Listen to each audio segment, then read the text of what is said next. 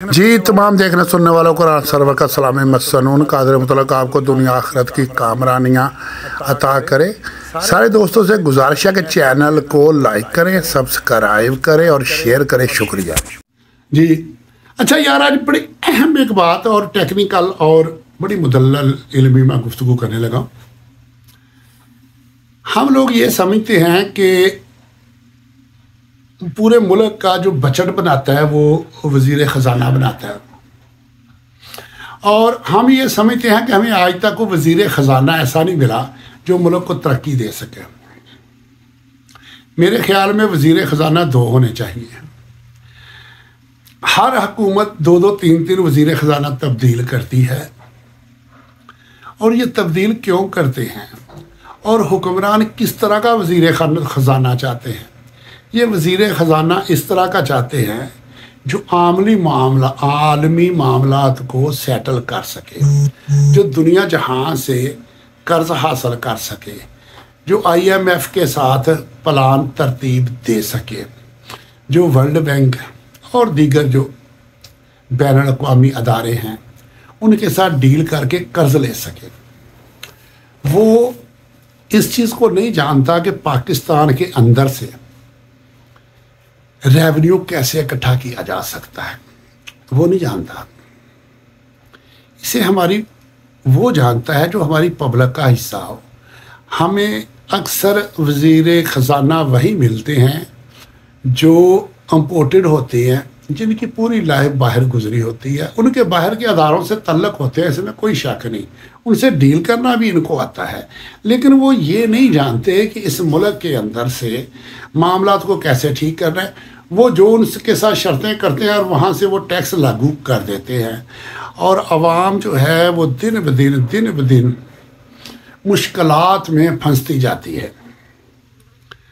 یار، ہمارا آسان سا طریقہ ہے ملک کا، ہماری اسمبلی کو اسٹینڈنگ کمیٹی بنا دیا جائے پوری کو ٹوٹل، اس کے بعد ہر طرح کے الگ الگ بزنس ہیں، ہر بزنس کے کچھ نمائندوں کو بلایا جائے، وہاں ڈبیٹ ہو، اور ان نمائندوں سے کہا جائے کہ تم لوگ ایسا کرو، ایسی تجاویز لے کے آؤ کہ کس طرح سے تمہارے بزنس میں ترقی ہو سکتی ہے، لوگوں کو روزگار بہتر مل سکتا ہے، اور کون سی مصنوعات تم بنا سکتے ہو جو ایکسپورٹ ہو سکتی ہیں، اور کس سے آپ کا 5 سے 10 گنا بزنس بڑھ سکتا ہے اور حکومت کا بھی 5 سے 10 گنا ریونیو بڑھ سکتا ہے۔ وہاں ڈبیٹ ہو، وہاں کچھ ان کو دیا جائے، کچھ ان سے لیا جائے، اور اس طریقے سے یہ معاملات کو طے کیا جائے۔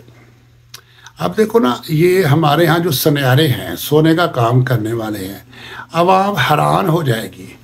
پاکستان میں سونا امپورٹ کرنے کی اجازت ہی نہیں ہے، یہ سارا سمگلنگ ہو کے آتا ہے۔ یہاں پہ مسئلہ کھڑا ہوتا ہے، جب سمگلنگ ہو کے آنا ہے تو FBR میں جب انہوں نے ریکارڈ دینا ہے تو انہوں نے رسیدیں دکھانی کہ ہم نے خریدا کہاں سے۔ جب انہوں نے بلیک مارکیٹ سے خریدنا ہے، وہاں بھی مسئلہ بن جانا ہے کہ وہ حکومت کو ریونیو نہیں دے سکتے۔ اگر انہی لوگوں کو اجازت مل جائے، او بھائی اگر بلیک مارکیٹ سے آتا ہے تو پاکستانی ڈالر وہاں پہ بھی یوز ہوتے ہیں نا، وہ بلیک میں جا کے یوز ہو جاتے ہیں۔ وہی اگر خزانے سے ان کو دے دیے جائیں، وہاں سے سیدھا لے کے آئے، سب سے پہلے جب وہ امپورٹ کریں تو اس پہ ٹیکس آئے، پھر دکاندار جب خریدیں ان کے پاس رسیدیں ہوں تو وہ جتنا بھی آگے سیل کرے اس پہ وہ آگے سے دے۔ اسی طرح اور بے شمار چیزیں ہیں جن کو امپورٹ کی اجازت نہیں ہے، وہ سمگلنگ ہو کے آتی ہیں، اور جب سمگلنگ ہو کے چیز آتی ہے پھر وہ آگے بے بس اور لاچار ہو جاتے ہیں ریونیو دینے پہ۔ تو ان کے لیے بھی ایک جو ہے نا نظام اور سسٹم اختیار کرنا چاہیے۔ اسی طرح سے ہمارے ملک کے اندر بنیادی جو مسائل ہیں ہمارے حکمرانوں کا اور ہماری عوام کا ایک پیج پہ ہونا ضروری ہے۔ جب تک ان کے مائنڈ سیٹ ایک نہیں ہوں گے، جب تک حکمران وہ نہیں آئیں گے جن کو عوام پسند کرتی ہے، تو عوام ان کی باتوں پہ عمل نہیں کرے گی۔ جب وہ حکمران ہوگا نا جسے عوام پسند کرتی ہے، جب وہ عوام سے کہے گا نا کہ ہم نے اس بحران سے نکلنا ہے، اور بحران سے نکلنے کے لیے اخراجات ہاف کر دو۔ ایک میری بات ذہن میں رکھنا، میں بھی جانتا ہوں اور میری ویڈیو دیکھنے والے بھی اگر غور کریں گے تو سمجھ آ جائے گی، ہر گھرانہ اگر چاہے کہ اپنے گھر کے اخراجات ہاف کر دے تو ہم گزارا کر سکتے ہیں۔ 3 سال کے لیے اگر اخراجات ہم ہاف کر دیں گے تو ہم کہیں مر نہیں جائیں گے، ہاف سے بھی زیادہ ہو سکتے ہیں، بے شمار اخراجات کم ہو سکتے ہیں، بچوں کے لیے، اپنے کے لیے مربوسات، جوتے اور دیگر اشیاء، اور اسی طرح کھانے پینے کی اشیاء بھی۔ کبھی جب حالات تھوڑے سے تنگ ہو یا ہاتھ تنگ ہو تو بہت کم پیسوں میں بھی 4 دن ہم گزارتے ہیں نا، تو ہم یہ مائنڈ بنا لیں کہ ہم نے اپنی ملک کے لیے، قوم کے لیے اور آئندہ آنے والی نسلوں کے لیے ملک کو مضبوط کرنا اور اخراجات کم کرنے ہیں، تو ہاف سے زیادہ اخراجات ہم کم کر سکتے ہیں۔ جب اخراجات ہم کم کریں گے پھر کیا ہوگا؟ جو چیزیں امپورٹ ہو رہی ہیں اور ٹوٹل امپورٹ ہونے والی چیزوں کی ایک لسٹ جاری کر دی جائے، اس کے بغیر ہم نے گزارا کرنا ہے۔ اور یار ہمارے بڑے کیا کرتے تھے یہ بھی تو سوچو، تو کیا ہم 2-4 سال 5 سال نہیں ایسا گزار سکتے؟ ہم گزار سکتے ہیں، امپورٹ کے بغیر گزار سکتے ہیں، اور یہاں پہ ہم مال وہ تیار کریں جو ایکسپورٹ کرنا ہے تاکہ باہر سے زر مبادلہ ہمیں آئے۔ اگر ہم اس طرح کی پالیسی اختیار کر لیں، اور اس کے لیے کیا ہے، یہ جو ہمارے اوپر زبردستی کے مسلط کردہ حکمران ہیں یہ ایسا نہیں کر سکتے،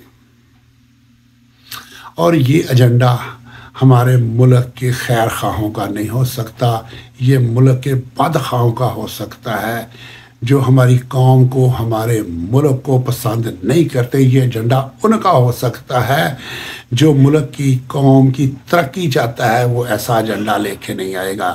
جو ملک کو برباد دیکھنا چاہتا ہے اس کی سوچ ایسی ہو سکتی ہے، اور سیدھی اور آسان سی بات ہے کہ اس وقت ایجنڈا جو چل رہا ہے وہ غیر ملکی چل رہا ہے، اور ہمارے لیے جو ایک ہمیں کرن نظر آ رہی ہے عمران خان کی صورت میں، پی ٹی آئی کی صورت میں، ان کے لیے وہ اوپر سے بدماشی اور غنڈہ گردی کی بات کرتے ہیں، یہ آگے سے قانون اور آئین کی بات کرتے ہیں۔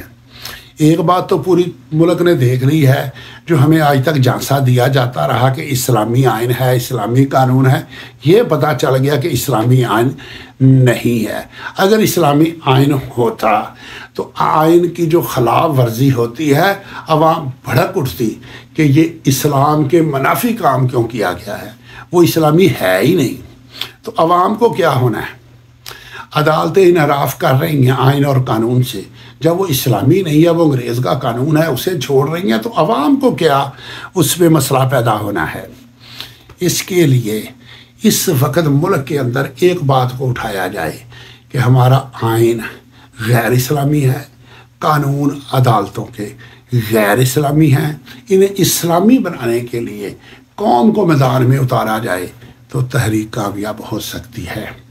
اگر آپ یہی رہو گے کہ ہم نے آئین اور قانون کے اندر رہتے ہوئے جدوجہد کرنی ہے، اور قانون اور آئین کے اندر رہتے ہوئے تو آپ لوگوں کو جیلوں میں رکھا ہوا ہے، آپ لوگوں کو رپوش کیا ہوا ہے، آپ لوگ چھپے ہوئے ہو، اسی کے اندر رہتے ہوئے اس الیکشن میں آپ لوگوں کو ہرایا گیا ہے، اسی قانون کے تحت، اسی آئین کے تحت شکست دی گئی ہے نا، اور اسی قانون اور آئین کے تحت آپ سے سیٹیں بھی چھینی جا رہی ہیں، اور اب بھی اسی قانون اور آئین کی بات کرتے ہو۔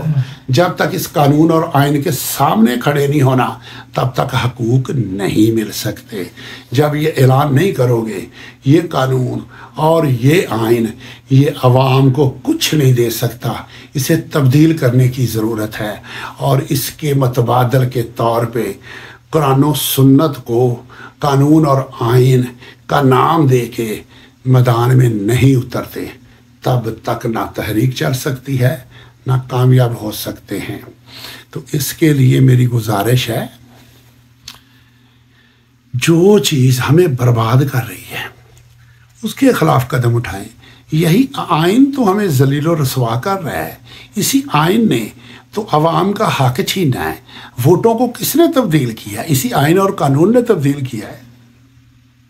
اسی آئین اور قانون نے حق راہ دہی جو استعمال کیا گیا اسے تبدیل کس نے کیا؟ اسی آئین نے کیا نا. اسی آئین اور قانون کے تحت بنے ہوئے اداروں نے کیا ہے نا. تو پھر ہم کس سے امید لگائے بیٹھے ہیں؟ اسی آئین سے، اسی قانون سے؟ نہیں، یہ آئین اور یہ قانون ہمارے مسائل کا حل نہیں ہے، ہمارے زخموں کا مرہم نہیں ہے، ہماری بیماری کی یہ دوا نہیں ہے. وہ ہے قرآن اور حدیث. جب قرآن اور حدیث کو سامنے رکھ کے میدان میں نہیں اترو گے تب تک کامیابی کوسوں دور رہے گی، کیونکہ اس میں اللہ کی رضا نہیں ہے. ایک آیت کی بات کی اور آپ لوگوں کے ساتھ آرمی اسٹیبلشمنٹ نے وہ کچھ کر دیا کہ دیکھ رہے ہو.